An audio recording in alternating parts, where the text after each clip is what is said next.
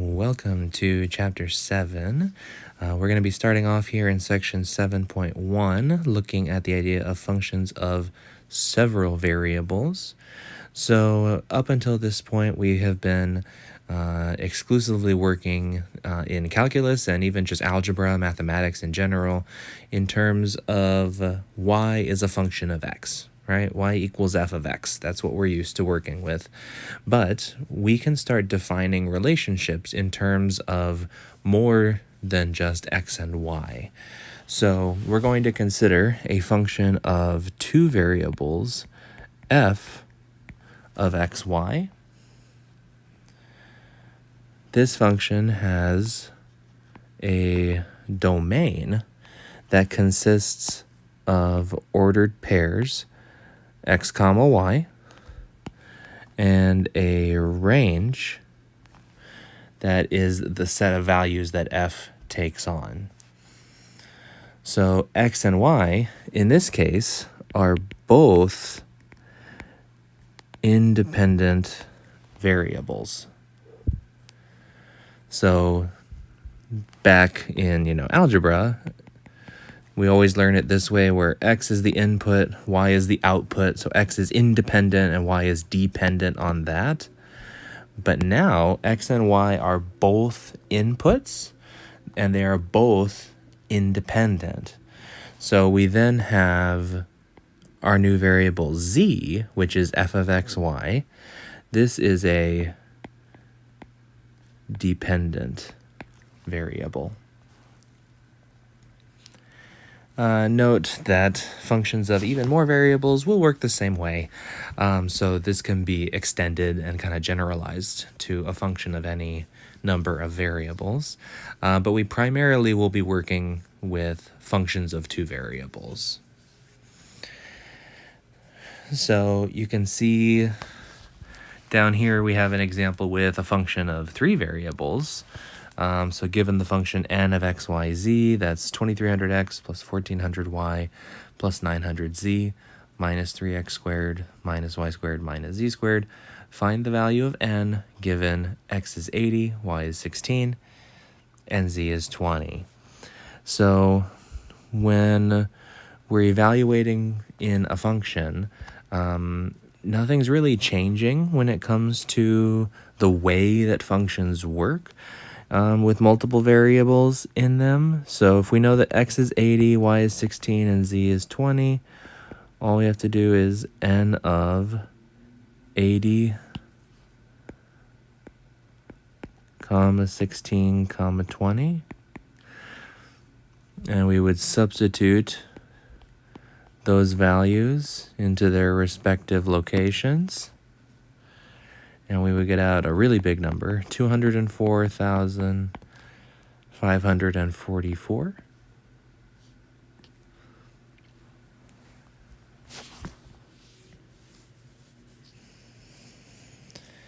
Now, when it comes to visualizing functions of several variables, we are going to, again, start comparing against what we know already.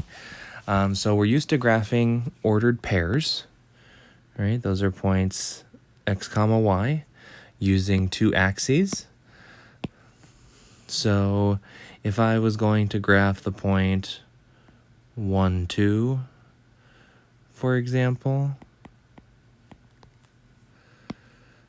okay, so I would go 1 unit in the x direction, 2 units in the y direction.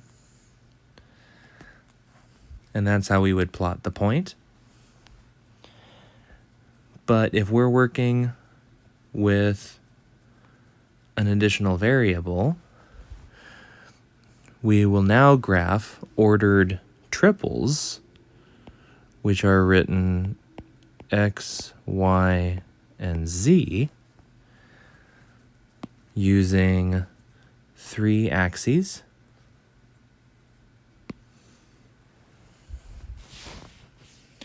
So when it comes to point plotting, it's not just x and y anymore, it's x, y, and z. And when it comes to graphing objects, we're no longer just graphing curves, But we can start graphing 3D objects, namely what we call surfaces in 3D. Now, when it comes to the point plotting in 3D, so we have 3 coordinates to take care of. We have X, Y, and Z. If I wanted to plot the same point, the XY plane is still down here, so we would go 1 in the X, 2 in the Y. So that would put us right here. So that would be 1, 2, 0, technically. Because if we're down in the XY plane, then there is no Z component, so Z would be 0. But let's say I wanted to add a 3D component. So like, let's say I wanted to add, I wanted to do the point like 1, 2, 3, for example. Then we would need to go up 3 units in the Z direction. Exactly how far we should go with that, it's helpful to draw some guidelines. So a lot of times what we'll do is we will kind of trace out a box.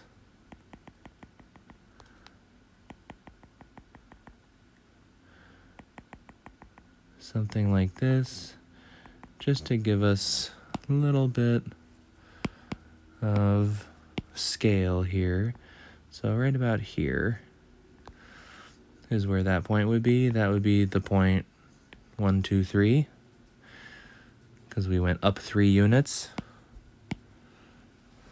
to get there.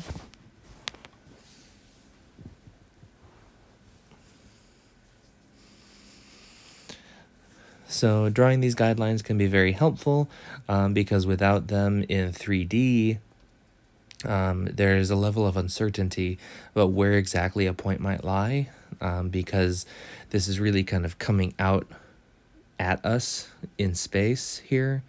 But it's a little tougher to visualize that when it's 3-dimensional, not just 2.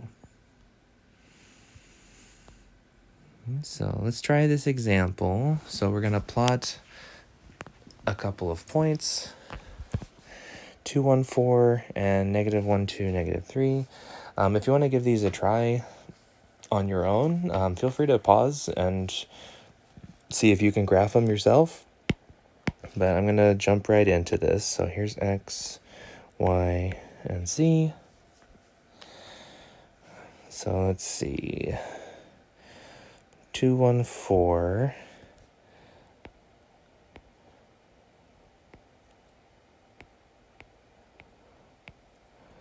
All right, so we're going 2 in the X, 1 in the Y, and 4 in the Z.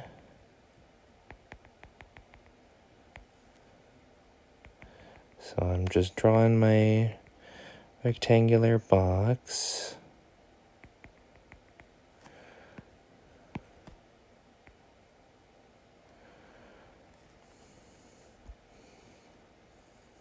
So that's going to be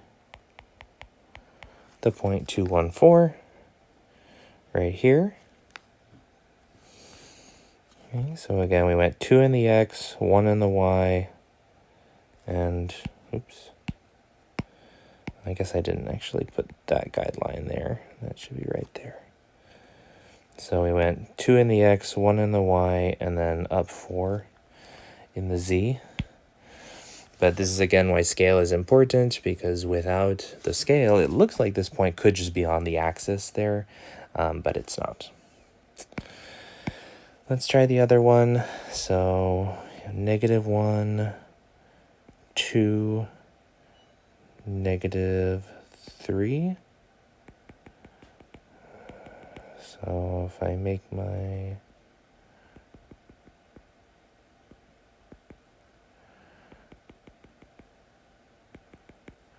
guidelines here.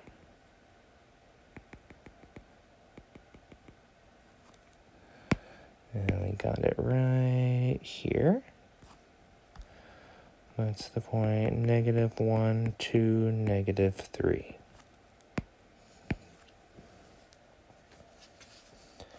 So you'll find that a lot of things that we do in the third dimension and with functions of multiple variables are very similar to what we do with 2 dimensions and functions of a single variable. There's just more of it. So one example of a formula for a function in 2 variables is one that we're going to touch on a couple times over the course of the chapter. This is the Cobb-Douglas production functions.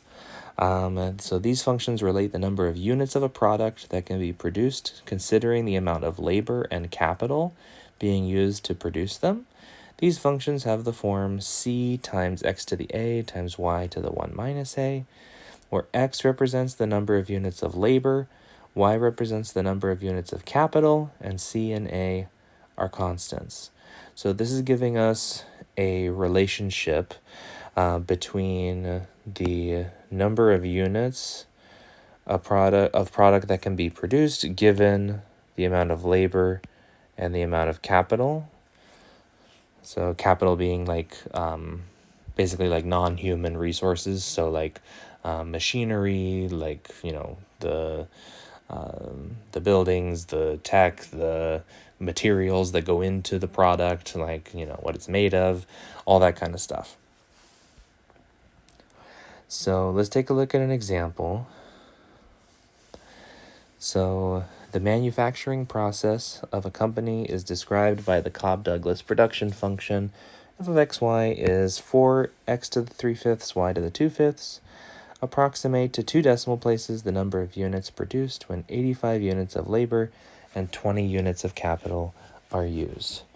So this really just is kind of a plug and chug problem. There's not a lot for us to do here. We're just going to take, 85 units of labor and 25 units of capital. X is labor, so that's 85, and Y is capital, so that's 20. So that's 4 times 85 to the 3/5 times 20 to the 2/5, which is a great time to get out that calculator. So it's about 190.60, rounded to 2 decimal places.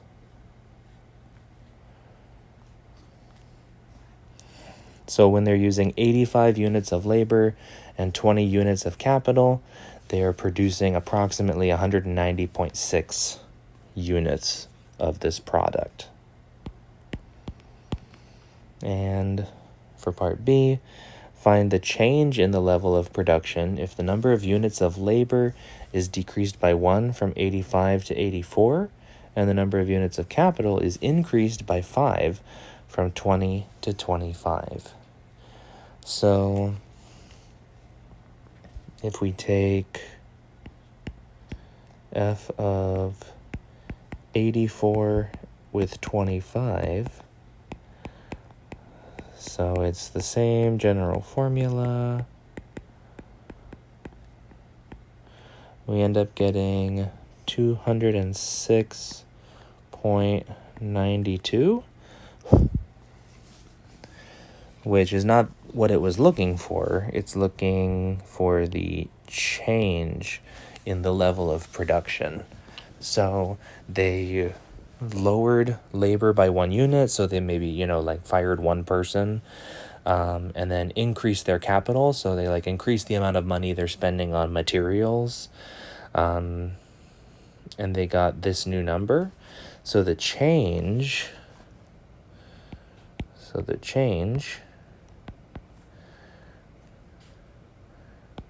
is the new number minus the old number.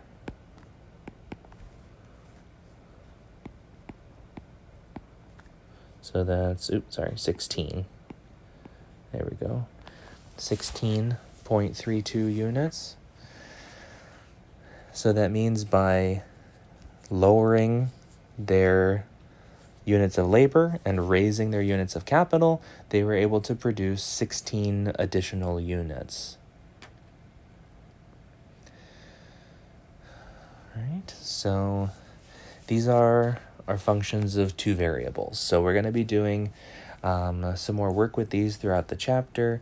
And in the next section here, we're going to start using them to perform calculus operations. So let's move on to section 2.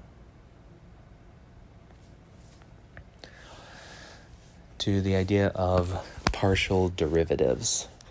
So to compute the partial derivative of f with respect to x at the point AB, we let y be fixed, and the notation for this is going to be f sub x of AB.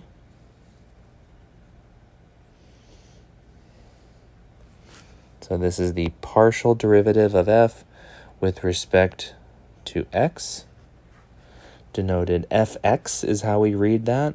So it's written f sub x, like a subscript, but we just say fx. Okay? It's not f of x, it's just fx.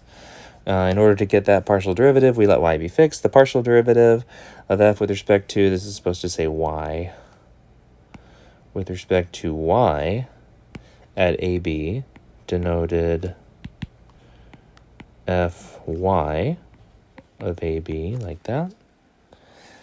We would let x be fixed.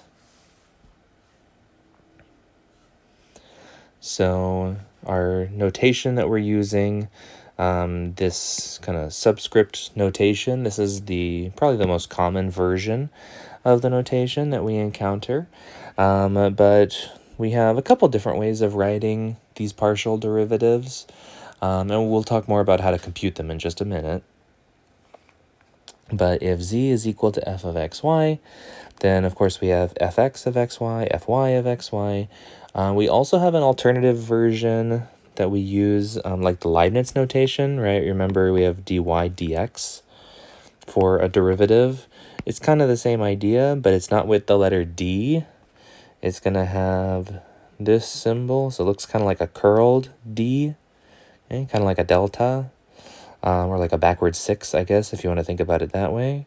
That represents the partial derivative of f with respect to x, and the partial derivative of f with respect to y. We can also use z instead, so partial z respect to x, or partial z with respect to y. Or we can just apply the partial derivative with respect to x to the function, or partial with respect to y applied to the function.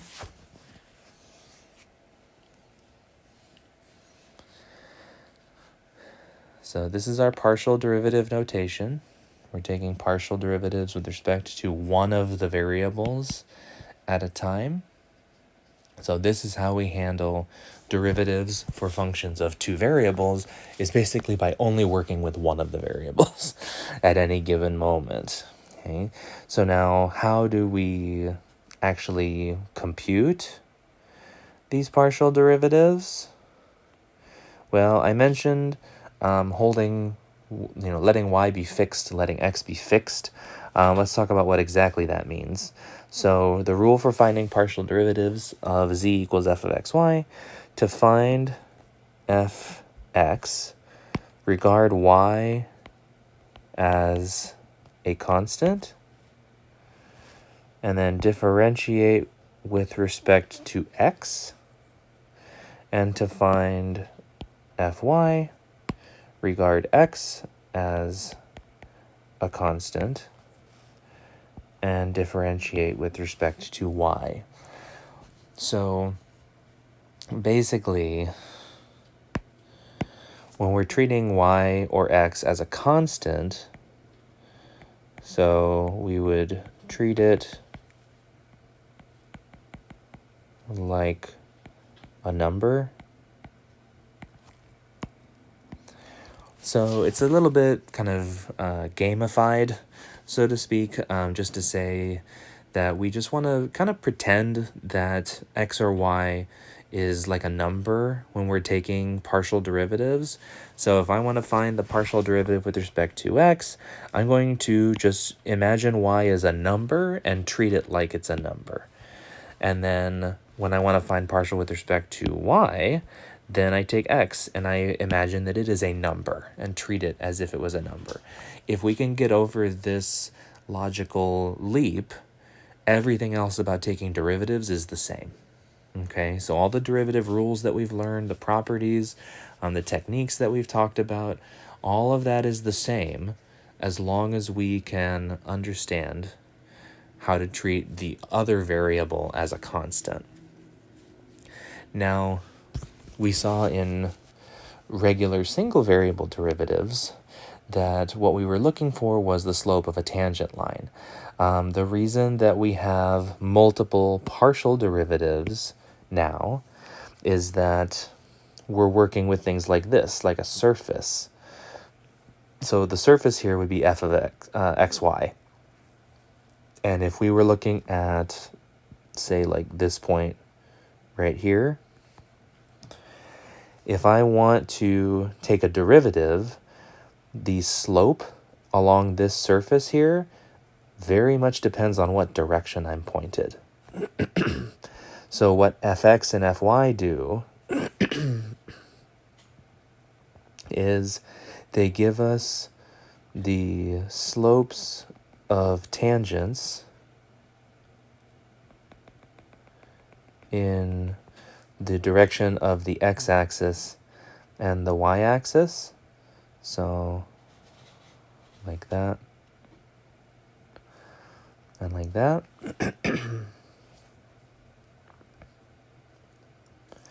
Okay, so if we get the slope in that direction or we get the slope in that direction, those slopes of tangent lines, those rates of change, are the partial derivatives. And again, we call them partial derivatives because they're not the only one. So when it comes to evaluating, again, it takes a bit of practice, it takes a bit of getting used to, but if we can adjust to it, then it makes differentiating not any more difficult than it already was. So we're going to find fx and fy and evaluate. So we're going to get fx of xy and fy of xy. Okay, so with respect to x, so now this means that x is a variable, y is a constant. Y, we're treating it as if it was a number. So derivative of x cubed is 3x squared. That's nothing different. Derivative of x squared y cubed with respect to x is a variable. The y cubed here is just a number. It might as well just be like a 5. So we would have like 5x squared, something like that. If this was the case, we would take the derivative of the x squared, that's 2x, and the 5 would just stay there, right? A constant multiple, it just tags along. So it's the same thing with the y cubed because we're treating it like a constant. So it's just going to tag along. So we took the derivative of the x squared, and then the y cubed just stayed there. And then this last one, minus 2y squared. Notice this one, there are no x's in this at all. So if we're taking the derivative of this with respect to x, this whole thing is a constant, right? Again, you could just pretend y is 5. This whole thing produces a number, which then the derivative of a number is 0.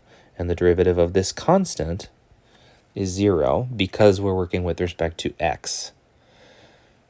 Okay. And then the evaluation is pretty straightforward. So we just input our values there. We end up getting 16 for fx at the point 2, 1. And then for fy, in fy, x cubed is now being treated like a constant, right? Because y is now the variable and x is the constant. So that derivative is nothing with respect to y. For x squared y cubed is the variable, so we're going to get a 3y squared. X squared is just going to tag along. It's just like a constant multiple. So we get 3x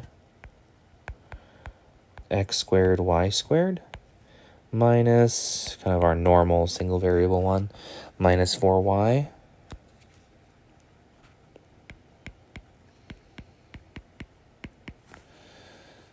So we're going to get 3 times 2 squared times 1 squared minus 4 times 1, which is going to give us 8.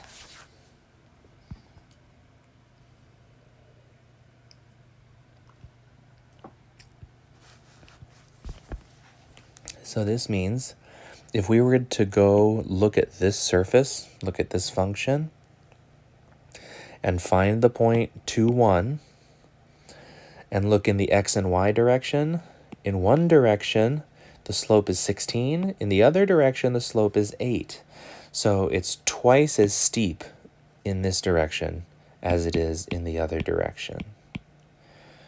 Okay, so and this is something that I wouldn't even be able to try to replicate this, but if this is the slope of 16, then over here the slope is like that, something like that. So this one's pointing twice as steep as this one is along the surface. Now, I mentioned before that all of our derivative rules and properties still hold true when working with partial derivatives. So we can still apply things like the power rule, product rule, quotient rule, and the chain rule. So for this example, we're going to find the partial derivatives. No evaluation necessary. And we have this object being raised to the 4th power. This, to me, screams chain rule because I don't want to have to distribute that out to itself 4 times. So for fx, I'm going to bring down the 4, leave the inside alone, cubed, times, now we take the partial derivative of what's inside with respect to x. So that's going to be this one, bring down the 3, that's 15x squared minus nothing. Like that, so we get 60x squared times 5x cubed minus 8y squared, quantity cubed. That would be our partial derivative with respect to x. And then with respect to y, the outer function remains the same because it's still the 4th power. But the derivative of the inside, that becomes a 0. That one becomes a negative 16y. So we get negative 64y times that expression in the parentheses.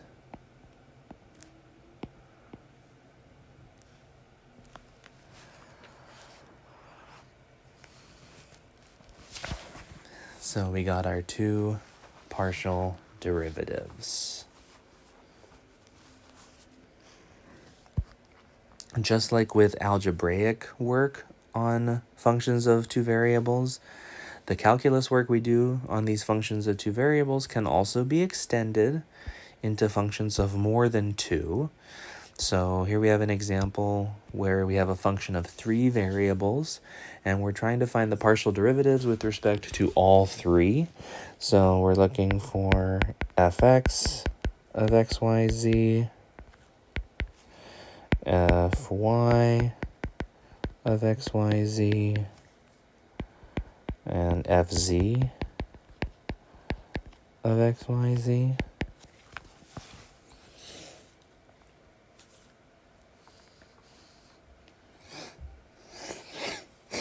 So let's see here. So for this expression, e to the x plus 3z, derivative of an e is going to be itself, and then times the derivative of the inside with respect to x. So that's just 1 plus nothing, so just 1,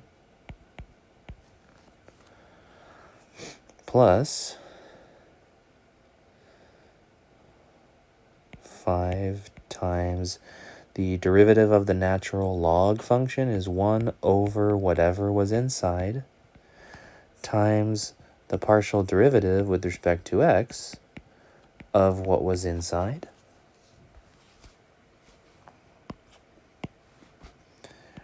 So partial with respect to x, y and z are both being treated like constants here, like numbers. So they're just tagging along with the x, and the derivative of x is 1. So we're just left with yz.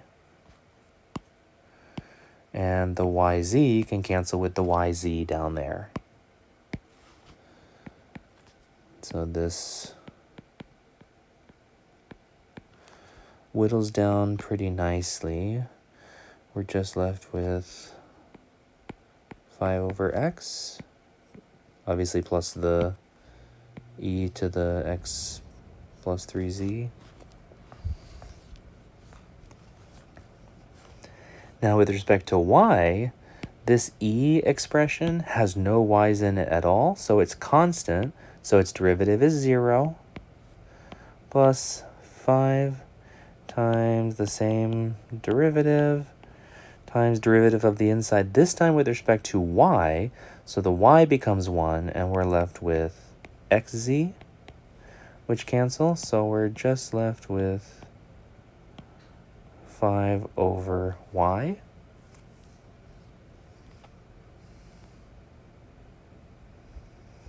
And for fz, we're going to have e to the x plus 3z, because again, derivative of the e portion is itself, times derivative of the inside with respect to z is 3, plus 5 times 1 over xyz, times partial with respect to z is going to be xy. So we get the e expression plus 5 over z.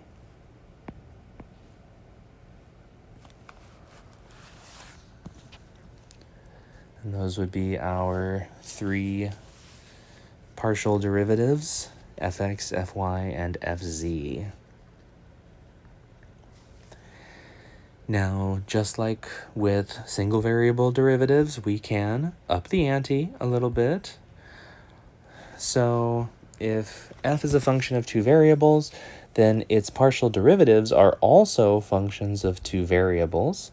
So we can consider their partial derivatives as well. So this would be if you take the partial derivative of f with respect to x, and then you take its partial derivative with respect to x again, or you take fx and take its partial with respect to y. You take fy and then take it with respect to x, or fy with respect to y again. These are going to be the 4 different second partial derivatives, also known as like second order partial derivatives.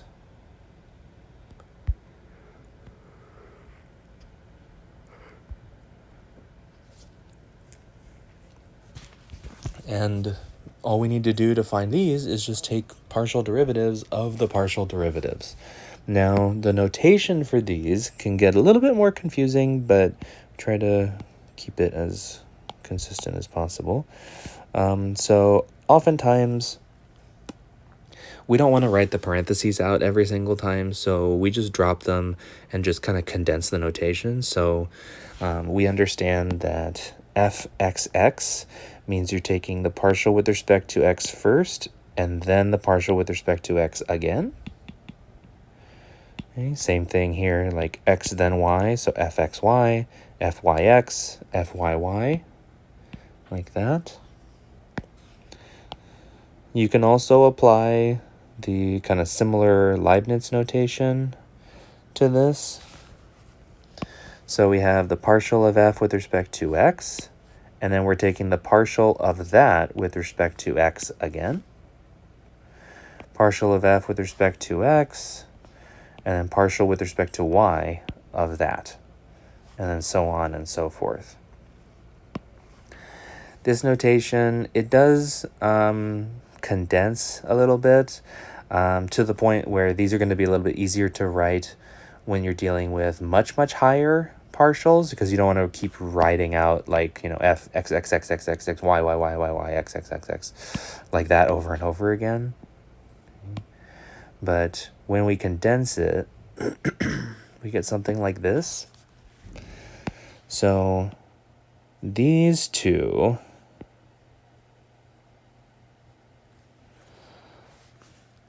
are very similar in style to like the dy dx second derivative that we're used to. The two in the middle, however, it gets a little confusing to look at. So we still have the partial squared f on top, but this one, notice the partial y is on the left and partial x is on the right, but over here, x is on the left and y is on the right. The reason why this one works this way is because we basically took this expression and got rid of the parentheses and just kind of slammed them together. So these two make the partial squared f, and then when these two come together, partial y was on the left already because it was on the outside on the left. So when we're condensing it into this kind of alternate Leibniz notation, same thing down here. It's fyx, but y is on the right and x is on the left. So these ones work a little bit backwards from what you might traditionally think. And that's why we like to stick with these notations as much as we can, but we should be comfortable recognizing these and understanding what they're talking about. So let's take a look at an example. Find the second partial derivatives of f of xy equals x cubed plus x squared y cubed minus 2y squared. So in order to get the second partials, we need the partials first. So we're going to need fx and fy.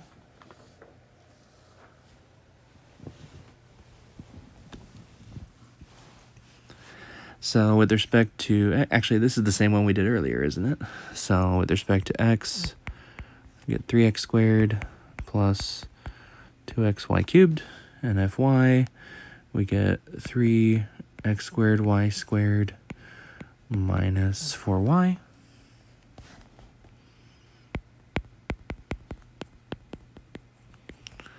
So now we'll get our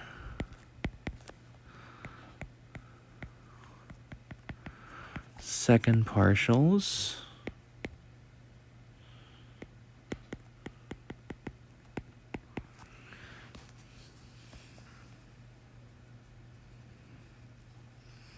Okay, so for fxx, we're going to take fx, so this function up here, and now take its partial derivative with respect to x again. So that's going to give us 6x plus 2 times, that becomes a 1, and the y cubed tags along, so plus 2y cubed. For fxy, so we go fx, and now take its partial with respect to y. So that's 0 plus, let's see, bring down the 3, so that's 6xy squared.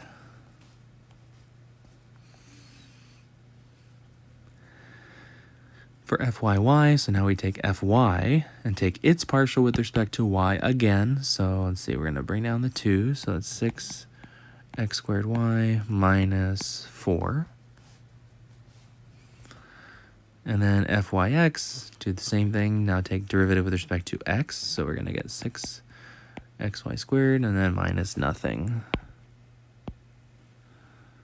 So these are our 4 second partial derivatives.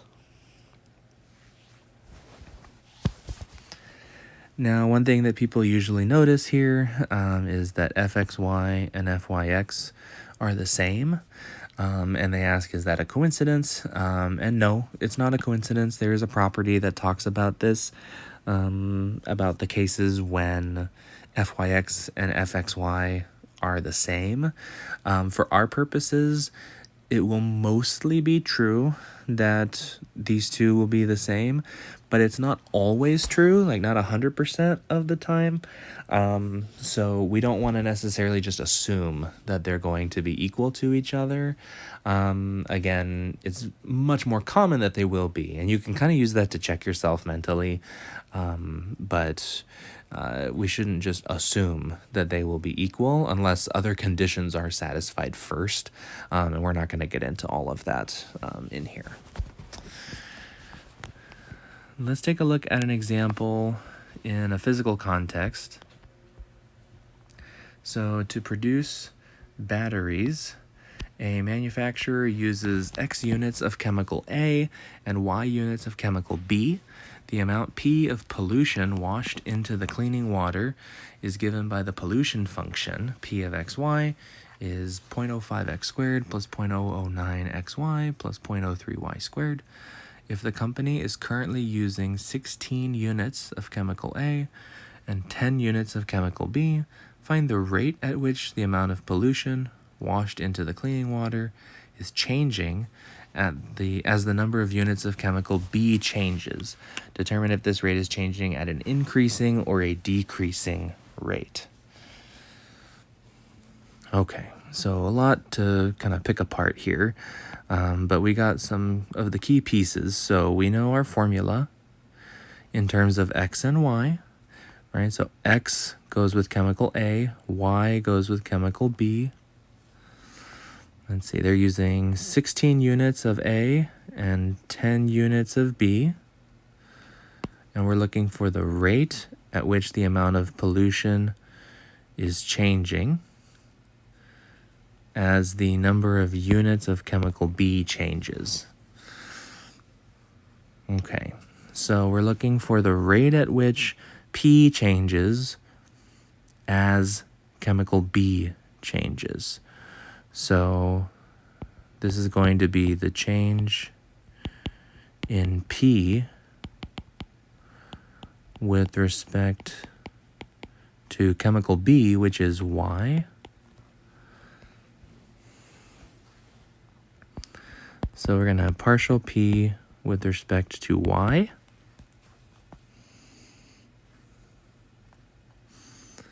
So with respect to Y, let's see, that's going to be a 0 plus, the derivative of the Y is 1. The X just tags along, so that's 0.009x plus 0.06y.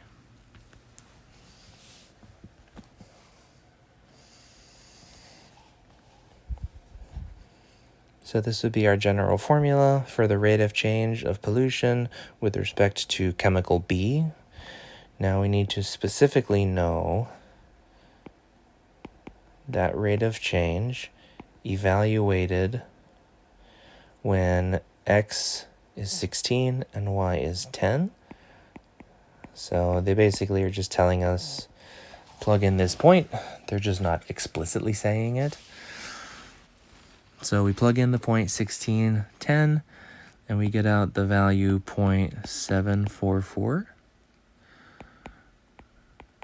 And this is going to be our rate of change. And we'll get to the explanation in just a minute. But it also is asking, determine if this rate is changing at an increasing or a decreasing rate. So when we look at the rate at which the rate is changing, that's like the derivative of the derivative, so that's the second derivative. So we're going to be looking for partial squared P with respect to Y squared. So we're going to take the derivative of this again with respect to Y. So that's 0 plus, so just 0.06, which is a positive number, indicating an increasing rate. So we can go ahead and draw our conclusions. So we can say when 16 units of chemical A and 10 units of chemical B are being used, increasing the number of units of B by 1 results in the amount of pollution washed in,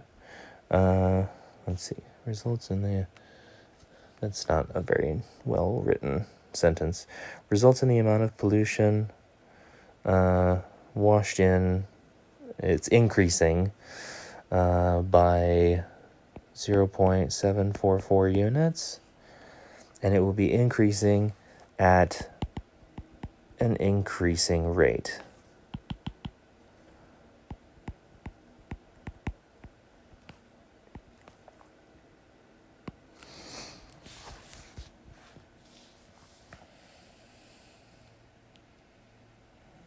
So the amount of pollution washed in will increase by 0.744 units for every increase of B chemical by 1 unit.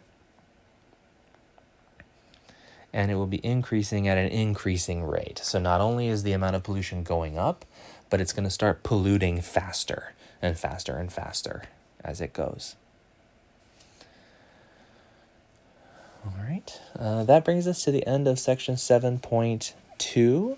And now we're about halfway through the chapter already. So I'm just going to pause right here for this video, but I will talk with you all very soon in the next one when we come back for 7.3 and 7.4 to finish off the chapter.